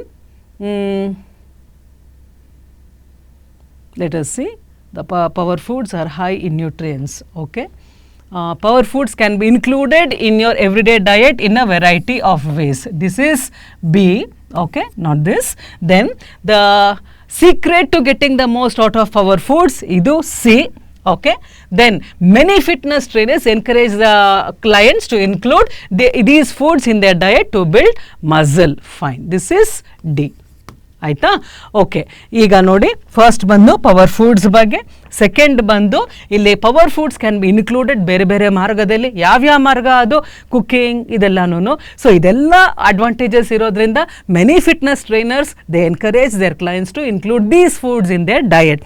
ಈಗ ನಾವು ನೋಡಿರೋ ಪ್ರಕಾರ order ಏನು ಬರ್ತಾ ಇದೆ ಅಂದರೆ first ಬಂದು D, next ಬಂದು ಬಿ ಅಲ್ವಾ, then C, then last one A. Okay, D B C A. ಈಗೇನು ಮಾಡಬೇಕು ನೆಕ್ಸ್ಟು ಅಂತ ಹೇಳಿದ್ರೆ ಆ ಆಪ್ಷನ್ಸನ್ನು ನಾವು ನೋಡಬೇಕಾಗತ್ತೆ. So D B C A ನಮ್ಮ ಆಪ್ಷನ್ ಇದ್ದಿದ್ದು ಅಲ್ವಾ. ನಾವು ವಿಲ್ ಸಿ ಇದಿಷ್ಟು ಆಪ್ಷನ್ಸ್ ಕೊಟ್ಟಿರೋದು ಯಾವ ಆರ್ಡರ್ ಕರೆಕ್ಟ್ ಇದೆ ಅಂತ ಹೇಳಿ. ನಮ್ಮ ಆರ್ಡರ್ ಪ್ರಕಾರ this is the right order. C D B C A is the right option. So ಹೀಗೆ ಅಂದರೆ ಅದು ಈ ಥರ ಅರೇಂಜ್ಮೆಂಟ್ ಬಂದಿದ್ದಿದ್ರೆ ಆಯಿತಾ, what ever we have identified, so ಅದೆಲ್ಲ ಮತ್ತೆ ರೀಜಂಬಲ್ ಮಾಡಿದಾಗ ಕರೆಕ್ಟ್ ಪ್ಯಾರಾಗ್ರಾಫ್ ಆಗಿ ಬರುತ್ತೆ. ಸೊ ಹಾಗಾಗಿ ಈ ಏನಿದೆ ಸೆಂಟೆನ್ಸಸ್ಸು ಅದನ್ನು ಜಂಬಲ್ ಅಪ್ ಆಗಿರೋದನ್ನು ನಾವು ರೀಅರೇಂಜ್ ಮಾಡಿದಾಗ ನಾವೇನು ಪ್ಯಾರಾಗ್ರಾಫ್ ಬರೆಯೋ ಅಗತ್ಯ ಇಲ್ಲ, ಆ ಒಂದು ಆರ್ಡರನ್ನು ಐಡೆಂಟಿಫೈ ಮಾಡಿದ್ರೆ ಸಾಕು. ಫೈನ್. ಈಗ next one, select the most appropriate antonym. ಈಗ ನೋಡಿ synonyms, antonyms, fill in the blanks, the wrong spelt the words. Okay, ಇದೆಲ್ಲನೂ ಬರೀ ಒಂದೊಂದೇ ಬರೋದಿಲ್ಲ, ಆಗಿಂದಾಗೆ ಬಿಟ್ಟು ಅವರೆಲ್ಲೋ ಒಂದು ಆ ಕ್ವಶನ್ಸಲ್ಲಿ ಕೊಡ್ತಾ ಇರ್ತಾರೆ. So be very careful about synonyms, antonyms, fill in the blanks, error detection. ಇದೆಲ್ಲ ರಿಪೀಟೆಡ್ಗೆ ಅವ್ರು ಬರೀ ಒಂದು ಕೊಡಲ್ಲ, ಅದು ಮಿನಿಮಮ್ ಅಂತ ಅಂದರೂ 2-3 ಇದ್ದೇ ಇರುತ್ತೆ ಆ ಕ್ವಶನ್ ಪೇಪರಲ್ಲಿ. ಹಾಗಾಗಿ ನಾವು you see this exercise is on antonym ನಾವು. ಸೊ ಆಂಟನಿಮ್ ನಾವು ಮೊದಲೇ ನೋಡಿದ್ದೀವಿ, it is the opposite word. The new principal of the school is stern yet he understands the needs of his subordinates. ನಮ್ಮ ಹೊಸ principle ಬಹಳ stern ಅಂದರೆ very strict. Okay, ಬಹಳ ಈಸಿಯಾಗಿ ಕಾಂಪ್ರಮೈಸ್ ಆಗೋರು ಅಲ್ಲ. ಆಯಿತಾ, ಹೀ ಈಸ್ ವೆರಿ ಸ್ಟ್ರಿಕ್ಟ್. ಆದರೂ ಅವರ ಒಂದು ಕೊಲೀಗ್ಸ್ ಅಥವಾ ಸಬಾರ್ಡಿನೇಟ್ಸ್ ಅವರ ಒಂದು ನೀಡ್ಸನ್ನು, ಅವರ ಅವಶ್ಯಕತೆಗಳನ್ನು ಅರ್ಥ ಮಾಡ್ಕೊಳ್ತಾರೆ. ಅಂತಂದ್ರೇನು, ಸ್ಟ್ರಿಕ್ಟ್ ಇದ್ರೂ ಸಹ ಒಳ್ಳೆಯವರು ಅಂತ ಹೇಳಿ ಅಲ್ವಾ. ಹಾಗಾಗಿ ಸೊ ಸ್ಟರ್ನ್ ಅಂತಂದರೆ ಸ್ಟ್ರಿಕ್ಟ್ ಆಯಿತು. ಇದರ ಆಪೋಸಿಟ್ ವರ್ಡ್ ಏನು? ಫ್ಲಿಪ್ಪೆಂಟ್.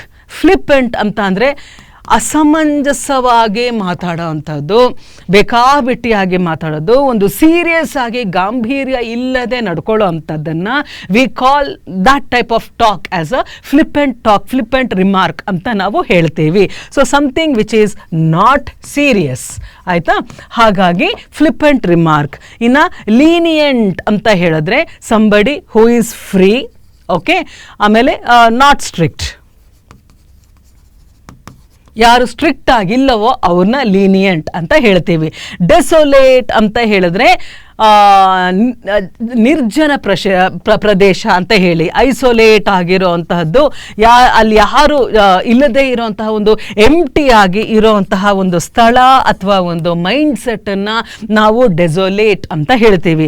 ನಾಕ್ಷಿಯಸ್ ಅಂತ ಹೇಳಿದ್ರೆ ಸಮಥಿಂಗ್ ವಿಚ್ ಈಸ್ ಪಾಯ್ಸನಸ್, ವಿಷಪೂರಿತವಾಗಿರೋಂಥದ್ದನ್ನು ನಾವು ನಾಕ್ಷಿಯಸ್ ಅಂತ ಹೇಳ್ತೀವಿ. ಈಗ ಸ್ಟ್ರಿಕ್ಟ್ ಅನ್ನೋದರ ಆಪೋಸಿಟ್ ಯಾವುದು ನಮಗೆ ಸೂಟ್ ಆಗುತ್ತೆ? ಇಟ್ ಈಸ್ ಲೀನಿಯಂಟ್, ಅಂದರೆ ಫ್ರೀ ಆಗಿರೋದು, ಸ್ಟ್ರಿಕ್ಟ್ ಇಲ್ಲದೇ ಇರುವಂಥದ್ದು. Antonym for the word stern. Okay, stern opposite lenient. Fine. So ಇದನ್ನು select the most appropriate option to fill in the blank. Again exercise on the fill in the blank. ಇಲ್ಲಿ ಒಂದು sentence ಇದೆ, ಇಲ್ಲಿ ಯಾವುದು suit ಆಗುತ್ತೆ ಅದನ್ನ ನೀವು match ಮಾಡಬೇಕು. The friends decided to play cards to dash time while waiting for the cab. ಈಗ ಅವ್ರ ಕ್ಯಾಬ್ಗೆ ಆರ್ಡರ್ ಮಾಡಿದ್ದಾರೆ ಒಂದು ವೆಹಿಕಲ್ಗೆ, ಆ ವೆಹಿಕಲ್ ಬರೋವರೆಗೂ ಸಹ ಏನ್ ಮಾಡೋದು, ಆ ಟೈಮ್ ಅಷ್ಟೊಂದಿದೆ ಅಲ್ವಾ, ಸೊ ಸಮಯ ಕಳಿಬೇಕು ನಾವು, ಸೊ ಕಾರ್ಡ್ಸ್ ಆಡೋಣ ಅಂತ ಹೇಳಿ ಡಿಸೈಡ್ ಮಾಡ್ತಾರೆ. So the friends decided to play cards to dash time. ಈಗ ಇಗ್ನೋರ್ ಟೈಮ್, ಇಗ್ನೋರ್ ಅಂತಂದ್ರೆ ನಿರ್ಲಕ್ಷ್ಯ, ನೆಗ್ಲೆಕ್ಟ್ ಮಾಡೋ ಅಂಥದ್ದನ್ನ we call it as to ignore. ನೋಡದೇ ಇರೋ ಥರ it is called as ignoring. To kill time is an idiom. ಇಡಿಯಮ್ನ ನಾವು ನೋಡಿದ್ವಿ, ಒಳ ಅರ್ಥ ಇರೋ ಅಂಥದ್ದು. ಸಮಯವನ್ನ ನಾವು ಕೊಲೆ ಮಾಡೋದು ಅಂತ ಅಲ್ಲ, ಕಿಲ್ ಅಂತಂದ್ರೆ ಕೊಲೆ ಅಲ್ವಾ. ಸೊ ಸಮಯವನ್ನ ಕೊಲೆ ಮಾಡೋದು ನೇರವಾದ ಅರ್ಥ, ಆದರೆ ಒಳ ಅರ್ಥ ಏನು, ಸಮಯನ ಹೇಗೆ ಕಳೆಯೋದು ಅನ್ನೋದನ್ನ ಹೌ ಟು ಕಿಲ್ ಟೈಮ್, ಹೇಗೆ ಟೈಮ್ ಪಾಸ್ ಮಾಡೋದು, that is the real inner meaning. Okay, so to kill time, this is the idiomatic expression. The friends decided to play cards to kill time while waiting for the cab. Kill, move time baralla, ease time baralla, therefore to kill time is the right option. That is the exercise on idioms. Then next one, you see here, select the option that can be used as a one word substitute. Again repetition of the same topic. Idu definite agi ee simple topics yaudide, synonyms, antonyms, homophones, misspelled words, fill in the blanks ಮತ್ತೆ one word substitution, idioms. ಇದು minimum 2-3 questions ಆ question paper ಅಲ್ಲಿ ಇದ್ದೇ ಇರುತ್ತೆ. It's a very simple concept. ನಿಮ್ಗೆ ಅರ್ಥ ಆಯ್ತು ಅಂತಂದ್ರೆ ಆ ಪೇಪರ್ನ ಕ್ಲಿಯರ್ ಮಾಡೋದ್ರಲ್ಲಿ ಏನೂ ಡೌಟ್ ಇರಲ್ಲ ನಿಮಗೆ. ನಾವು select the option that can be used as a one word. A person who admires himself or herself too much, especially their appearance.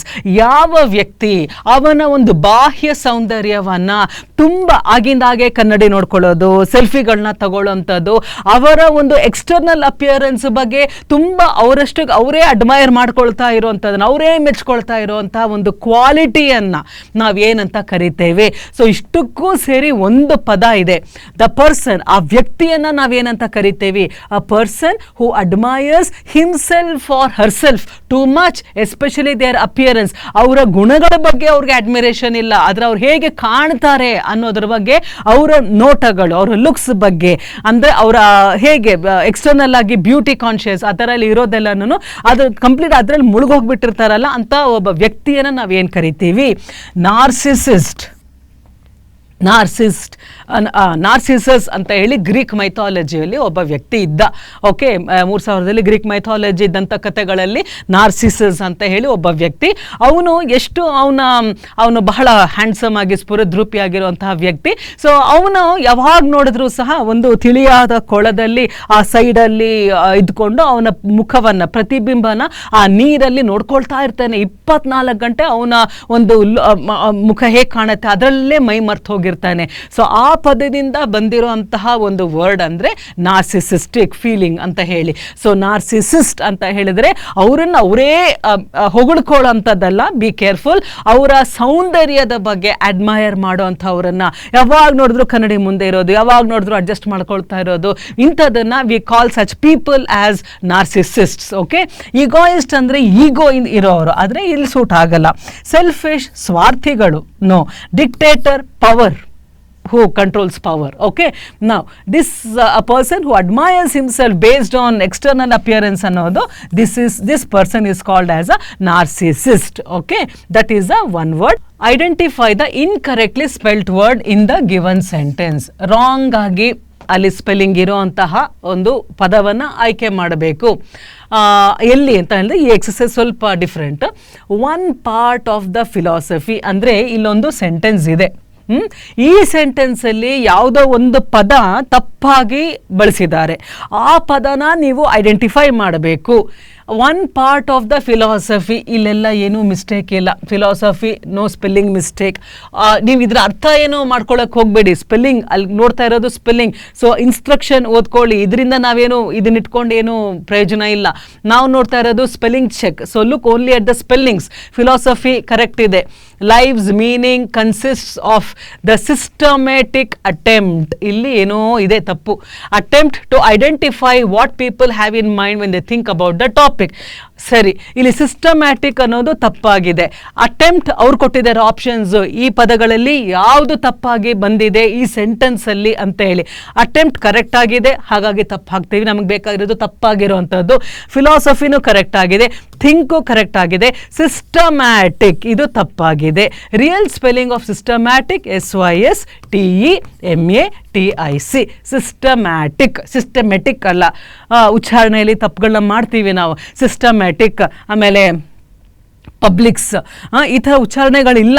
Okay, so systematic pronunciation is very important. So systematic ಬರೋದಿಲ್ಲ, it is systematic. Okay, so that is the right option. ಇದನ್ನು ಆಯ್ಕೆ ಮಾಡಿ ನೀವು. ಅಲ್ಲಿ spell ಚೆಕ್ಕಲ್ಲಿ ತಪ್ಪಾಗಿ ಇರೋವಂಥದ್ದು. Then the next one, replace the underlined word with its synonym to make the sentence more meaningful. So ಇದು synonym ಅಂತ ಹೇಳಿದ್ರೆ ಸೇಮ್ ನೇಮ್, ಸಮಪದ. ಓಕೆ, ಅಂದರೆ ಮೀನಿಂಗ್. ಸೇಮ್ ನೇಮ್ ಅಂತ ಹೇಳಿದ್ರೆ ಮೀನಿಂಗ್ ಅಥವಾ ಸಮಾನಾರ್ಥ ಪದಗಳು ಅಂತ ಹೇಳಿ. SYN. Okay, synonym, same name. Narcotic drug addiction is in vogue these days as it is the most popular form of substance abuse. ಈಗಿನ ಕಾಲದಲ್ಲಿ ನಾರ್ಕೋಟಿಕ್ ಡ್ರಗ್ಸ್ ಅನ್ನೋದು ಬಹಳ ಒಂದು ಎಲ್ಲ ಕಡೆ ಹಬ್ಬಿ, ಯಾಕೆಂದರೆ ಅದು ಪಾಪ್ಯುಲರ್ ಆಗಿಬಿಟ್ಟಿದೆ ಈಗಿನ ಸಮಾಜದಲ್ಲಿ ಅಂತ ಹೇಳಿ. Narcotic drug addiction is in vogue. ಇವಾಗ ಈಸ್ ಇನ್ ವೋಗ್ ಅಂತ ಹೇಳುವಾಗ ಇದರ ಸಮಪದ ಇದರಲ್ಲಿ ಯಾವುದು ಅಂತ ಹೇಳಿ.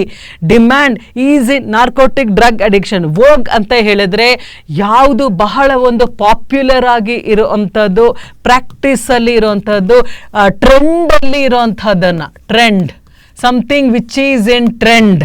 It is in trend these days. It is the most popular. Substance abuse ಅಂದರೆ ಏನು, ಆ ಒಂದು ಪದಾರ್ಥದ ಒಂದು ದುರ್ಬಳಕೆನ ಮಾಡ್ತಾ ಇರೋದು. ಡಿಮ್ಯಾಂಡ್ ಆಗಲ್ಲ, ವೋಗ್ ಇನ್ ಅರ್ಥ ಡಿಮ್ಯಾಂಡ್ ಅಲ್ಲ. ಅಬ್ಸ್ಕ್ಯೂರಿಟಿ ಅಂದರೆ ಕಣ್ಣು ಕಾಣದೆ ಕಣ್ಮರೆಯಾಗಿ ಇರುವಂಥದ್ದು ಅಲ್ಲ. ಸ್ಟ್ಯಾಂಡರ್ಡ್ ಅಂದರೆ ಇದೊಂದು ಸ್ಟ್ಯಾಂಡರ್ಡ್ ಆಗಿರುವಂಥದ್ದು. No. Fashion, yes, is in fashion these days ಅಂತ ಹೇಳಿದಾಗ ವೋಗ್ ಅಂತ ಹೇಳಿದ್ರೆ something which is a trend, which is a fashion. ಇವಾಗ ಅದೊಂದು ಫ್ಯಾಷನ್ ಆಗಿಬಿಟ್ಟಿದೆ. ಡ್ರಗ್ ಅಡಿಕ್ಷನ್ ಅನ್ನೋದು ಒಂದು ಫ್ಯಾಷನ್ ಆಗಿಬಿಟ್ಟಿದೆ, ಟೆಂಡೆನ್ಸಿ ಆಗಿಬಿಟ್ಟಿದೆ ಅಂತ ಹೇಳಿ. ಸೊ ಇಲ್ಲಿ ವೋಗ್ ಅಂತ ಹೇಳಿದ್ರೆ ಫ್ಯಾಷನ್, ಅಪ್ಡೇಟ್ ಆಗಿರೋ ಅಂಥದ್ದು. ಈಗಿನ vogue, it is in practice. ಈಗಿನ ಪದ್ಧತಿ ಯಾವುದು ಅಂತ ಹೇಳಿದ್ರೆ ಮಾಡರ್ನ್. ಆಗಿಂದಾಗೆ ವೋಗ್ ಫ್ಯಾಷನ್ಸ್ ಚೇಂಜ್ ಆಗ್ತಿರತ್ತಲ್ಲ, ಆವಾಗ ಏನು ಸ್ಟ್ಯಾಂಡರ್ಡ್ ಆಗಿರೋವಂಥದ್ದು that is called as fashion ಅಂತ ಹೇಳಿ. Okay, so you have next exercise. Select the appropriate idiom that can replace the underlined phrase in the following sentence. So ಇದು ಸಹ idiom. ಈಗ ಅವ್ರೇನು ಮಾಡಿದ್ದಾರೆ, ಮೈ father's office is at a close distance from home. ಅರ್ಥ ಕೊಟ್ಟಿದ್ದಾರೆ. ಈ ಅರ್ಥ ಬರೋ ಥರ ಇಡಿಯಮನ್ನು ನೀವು ಐಡೆಂಟಿಫೈ ಮಾಡಬೇಕು. ಅಂದರೆ ಮೈ father's office is at a close distance, ಬಹಳ ಹತ್ತಿರವಾಗಿದೆ ಮನೆಯಿಂದ. ಇದಕ್ಕೆ ಈ ಇಡಿಯಮ್ಯಾಟಿಕ್ ಎಕ್ಸ್ಪ್ರೆಷನ್ ಯಾವುದು? ಹ್ಯಾಂಡ್ ಟು ಮೌತ್ ಅಂತ ಹೇಳಿದ್ರೆ ಕೈಯಿಂದ ಬಾಯಿಗೆ.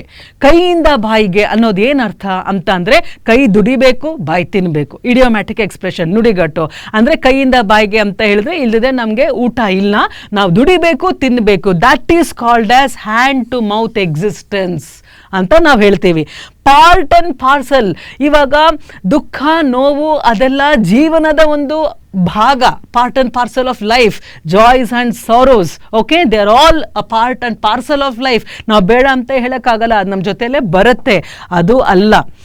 ಅಟ್ ಅ ಸ್ಟೋನ್ಸ್ ಥ್ರೋ ಅಂದರೆ ಎಡು ಬೀಳಿದ್ರೆ ಮನೆ ಅಂತ ಹೇಳ್ತೀವಲ್ಲ, ಇಲ್ಲೊಂದು ಕಲ್ಲೆತ್ತ ಹಾಕಿದ್ರೆ ಅದೇ ನಮ್ಮ ಮನೆ ಅಂತ ಹೇಳೋವಾಗ my father's office is at a stone's throw ಅಂದ್ರೆ ಏನು, ಒಂದು ಇಲ್ಲಿಂದ ಅಲ್ಲಿಗೆ ಕೂಗಿದ್ರೆ ಸಾಕು ಅಲ್ಲಿ ಕೇಳಿಸುತ್ತೆ ಅವ್ರಿಗೆ, ಅಥವಾ ಇಲ್ಲಿ ಒಂದು ಕಲ್ಲು ಎತ್ತು ಹಾಕಿದ್ರೆ ಸಾಕು ಅಂದ್ರೆ ಅಷ್ಟು ಹತ್ತಿರದಲ್ಲಿ ಇರುವಂಥದ್ದು. ಅಟ್ ಅ ಸ್ಟೋನ್ಸ್ ಥ್ರೋ ಅಂತ ಅನ್ನೋದು ಇಲ್ಲಿ suitable idiom. At a close ಡಿಸ್ಟೆನ್ಸ್ಗೆ ಇಡಿಯಮ್ ಯಾವುದು? At a stone's throw. At 6s and 7s I went to my friend's house ಆಯಿತಾ. ನನ್ನ ಫ್ರೆಂಡ್ ಮನೆಗೆ ಹೋದೆ, ಅವನ ರೂಮ್ ಹೇಗಿತ್ತು ಅಂತ ಹೇಳಿದ್ರೆ it was all in 6s and 7s ಅಂತ ಹೇಳಿದ್ರೆ ಎಲ್ಲನೂ ಕನ್ಫ್ಯೂಸ್ಡ್ ಆಗಿ, ಎಲ್ಲನೂ ಸ್ಕ್ಯಾಟರ್ಡ್ ಆಗಿ, ಎಲ್ಲಂದರೆ ಎಲ್ಲೆಲ್ಲ ಬಿಸಾಕಿ ಆ ಥರ ಒಂದು ಕಂಡೀಷನ್ ಆಫ್ ದ ಹೌಸ್ ಇತ್ತು ಅಂತ. ಅಟ್ 6s and 7s ಅಂದ್ರೇನು ಕಂಪ್ಲೀಟ್ ಆಗಿ ಡಿಸ್ಅರೇಡ್ ಆಗಿ, ಯಾವುದೋ ನೀಟಾಗಿ ಆರ್ಗನೈಸ್ಡ್ ಆಗಿ ಇಲ್ಲದೆ ಇರೋಂಥದ್ದನ್ನು we call it as 6s and 7s. ಇದು ಅಲ್ಲಿ ಸೂಟೇಬಲ್ ಇಲ್ಲ ಇದಕ್ಕೆ. ಹಾಗಾಗಿ the right option is number 3. Okay, so my father's office is at a stone's throw from home. And next exercise ಯಾವುದು? Fill in the blank. Select the most appropriate option to fill in the blank. ಈಗ ನೀವು ಓದ್ಬಿಟ್ಟು ನೀವೇ ಅಲ್ಲಿ ನೋಡಿ answer ಮಾಡ್ಬೋದು. ಯಾಕೆಂತಂದ್ರೆ ಇಷ್ಟೊತ್ತು ನಾವು ಎಕ್ಸಸೈಸ್ ಮಾಡ್ತಾ ನಿಮಗೆ ಒಂದು ಗೆಸ್ ವರ್ಕ್ ಮಾಡುವಂಥ ಎಬಿಲಿಟಿ ಬರಬೇಕು. The house they bought was dash spacious than their previous house. ಅವರು ಪರ್ಚೇಸ್ ಮಾಡಿರುವಂತಹ ಮನೆ ಮೊದಲಿಗಿಂತ, ಅಂದರೆ ಮೊದಲಿದ್ದಂತಹ ಮನೆಗಿಂತ ಇದು ಇನ್ನೂ ಸ್ಪೇಷಿಯಸ್ ಆಗಿ ವಿಶಾಲವಾಗಿದೆ ಅಂತ ಹೇಳಿ. ಸೊ ಇದ್ದಂತಹ ಮನೆಗೂ ಈಗ ಪರ್ಚೇಸ್ ಮಾಡಿರುವಂಥ ಮನೆ ತುಂಬ ವಿಶಾಲವಾಗಿದೆ, ಸ್ಪೇಷಿಯಸ್ ಆಗಿದೆ. ಇದು ಡಿಗ್ರೀಸ್ ಆಫ್ ಕಂಪ್ಯಾರಿಸನ್ ಅಲ್ಲಿ ಬರುತ್ತೆ. ಅದಕ್ಕಿಂತ ಇದು ಕಂಪ್ಯಾರಿಸನ್ ಮಾಡ್ತಾ ಇರುವಂಥದ್ದು. The house they bought was dash spacious than, ಇಲ್ಲಿ ದ್ಯಾನ್ ಬಂದಿದೆ. ಅದಕ್ಕಿಂತ ಇದು ಕಂಪ್ಯಾರಿಸನ್ ಅಂದರೆ ಎರಡು ಮನೆಯಲ್ಲಿ ಒಂದು ತುಂಬ ಚೆನ್ನಾಗಿದೆ ಕಂಪೇರ್ ಮಾಡಿದಾಗ. ಸೊ ಎರಡು ಆಬ್ಜೆಕ್ಟ್ಸ್ ಮಧ್ಯೆ ನಾವು ಕಂಪ್ಯಾರಿಸನ್ ಮಾಡೋವಾಗ ದ್ಯಾನ್ ಬರಲೇಬೇಕು. ಓಕೆ, ಈಗ ಮೋಸ್ಟ್ಲಿ ಅನ್ನೋದು they bought was mostly spacious than ಬರೋದಿಲ್ಲ, ಆ ಸೆಂಟೆನ್ಸ್ ತಪ್ಪು. ಮೋಸ್ಟ್ ಅನ್ನೋದೇನು, ಎಲ್ಲದಕ್ಕಿಂತ ಸುಮಾರು ಐಟಮ್ಸ್ ಇರಬೇಕು, ಅದೆಲ್ಲದಕ್ಕಿಂತ ಇದು ಚೆನ್ನಾಗಿದೆ ಅನ್ನೋವಾಗ ಮೋಸ್ಟ್ ಬರುತ್ತೆ. ಮೋರ್ ಅಂತ ಹೇಳುವಾಗ ಎರಡು ಐಟಮ್ಸ್ ಇರೋವಾಗ ಮಾತ್ರ ಅದು ಮೋರ್ ಬರುತ್ತೆ. So the house they bought was more spacious than the previous house. More. Much ಅಂತ ಹೇಳಿದಾಗ ಅದು ಒಂದು ಕ್ವಾಂಟಿಟಿ, ಕಂಪ್ಯಾರಿಸನ್ಗೆ ಬರಲ್ಲ ಅದು, ಆಯಿತಾ. ಮಚ್ ಇದು ಹಾಗೆ ಇದೆ. ಇಟ್ಸ್ ಅಂದರೆ ಇದು ಮಚ್ ಅನ್ನೋದು ಸ್ಪೇಸ್ಗೆ, ದೇರ್ ಇಸ್ ಮಚ್ ಸ್ಪೇಸ್ ಅಂತ ಹೇಳ್ಬೋದೇ ಹೊರತು ಕಂಪ್ಯಾರಿಸನ್ಗೆ ಬರೋದಿಲ್ಲ. So the right option is it is more spacious than the previous one. Okay, now next one, the following sentence has been split. Identify the grammatical error. We should sorted out the problem ourselves rather than depending on the third party. ನಮ್ಮಲ್ಲಿ ಏನೇ ಭಿನ್ನಾಭಿಪ್ರಾಯಗಳಿದ್ರೂ ಸಹ ನಮ್ಮಲ್ಲೇ ಅದನ್ನು sort out ಮಾಡ್ಕೋಬೇಕೇ ಹೊರತು ಮೂರನೇ ವ್ಯಕ್ತಿಗಳ ಮೇಲೆ depend ಆಗಬಾರ್ದು. ಇದು ಅದರ ಅರ್ಥ.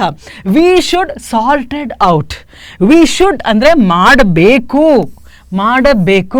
ಸಾರ್ಟೆಡ್ ಅಂತಂದರೆ ಪಾಸ್ಟ್ ಟೆನ್ಸ್, ಇದು ಫ್ಯೂಚರಲ್ಲಿದೆ, ಇದು ಪಾಸ್ಟಲ್ಲಿದೆ, ಹೊಂದಾಣಿಕೆ ಆಗ್ತಾ ಇಲ್ಲ. ಇನ್ನು ಮಿಕ್ಕಿದ್ರಲ್ಲಿ ಏನೂ ಪ್ರಾಬ್ಲಮ್ ಇಲ್ಲ. ಓಕೆ, ಸೊ ಎರರ್ ಎಲ್ಲಿದೆ? ವಿ ಶುಡ್ ಸಾರ್ಟೆಡ್ ಅಂದರೆ ಅಲ್ಲಲ್ಲೇ ಅದನ್ನು ಸೆಟಲ್ ಮಾಡಬೇಕು ಅಂತ ಹೇಳಿ ಅದನ್ನು ನಾವು ಇತ್ಯರ್ಥ ಮಾಡ್ಕೋಬೇಕು. ಹಾಗಾಗಿ ವಿ ಶುಡ್ ಸಾರ್ಟ್ ಔಟ್, ಮಾಡಬೇಕು ಅನ್ನೋದು ಫ್ಯೂಚರ್ ಅಲ್ವಾ. ಸೊ ಸಾರ್ಟೆಡ್ ಪಾಸ್ಟ್ ಟೆನ್ಸ್ ಬರಲ್ಲ ಅಲ್ಲಿ.